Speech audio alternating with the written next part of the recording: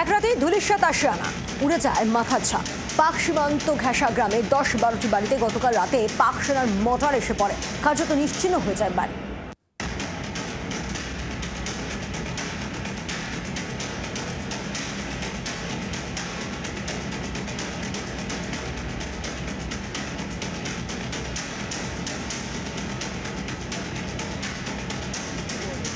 मतलब जब खाना खा रहे थे तब फायरिंग हो रहा था, आप घर छोड़ के भाग गए? खाना खाया ही नहीं है। अच्छा, खाना छोड़ के भी भाग गए?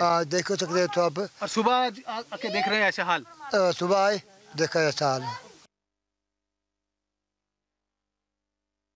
4 दिन से राती यहाँ से सुबह देखे हैं।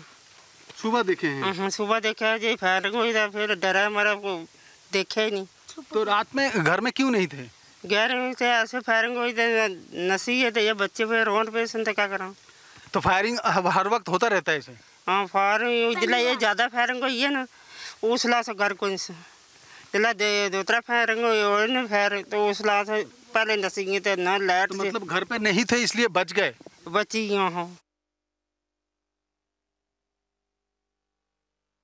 আমরা এই সময় দাঁড়িয়ে রয়েছি পাক সীমান্তের একেবারে শেষের গ্রাম কারাইয়ায়। আর এই কারাইয়া গ্রাম আমরা এর আগে দেখেছি একাধিক বাড়ি রাতের পাক হানায় ধ্বংস হয়েছে।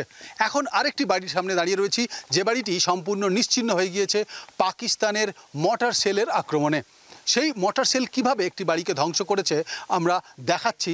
যে বাড়িতে রাত 1:30টা নাগাদ মর্টার সেল এসে পড়ে, তারপর একেবারে বাড়ির ছাদ থেকে শুরু করে দরজা জানালা বাড়ির দেওয়াল সব কিছু গুঁড়িয়ে দিয়ে চলে গিয়েছে। আমরা যেখানে দাঁড়িয়ে রয়েছি সেটি একেবারে পাকিস্তানের লাগোয়া একটি গ্রাম, আর সেই গ্রামে অন্তত 10 থেকে 12টি বাড়িতে কালকে মর্টার সেল এসে আক্রমণ করেছে।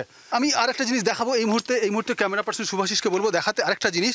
কয়েকটি পার্টস আমি পাচ্ছি যেগুলি এই মর্টার সেলের অংশবিশেষ। এই মর্টার সেলের অংশবিশেষগুলোই ছিল ওই যে বিশাল আকার মর্টার এখানে আসে তার এগুলি অংশবিশেষ। পাকিস্তান সংলগ্ন এই গ্রাম থেকে ভিডিও জার্নালিস্ট শুভাশিস দাসের সঙ্গে রাজীব চক্রবর্তী, জি 24 ঘন্টা। বাংলার আওয়াজ, বাঙালির আবেগ, জি 24 ঘন্টা।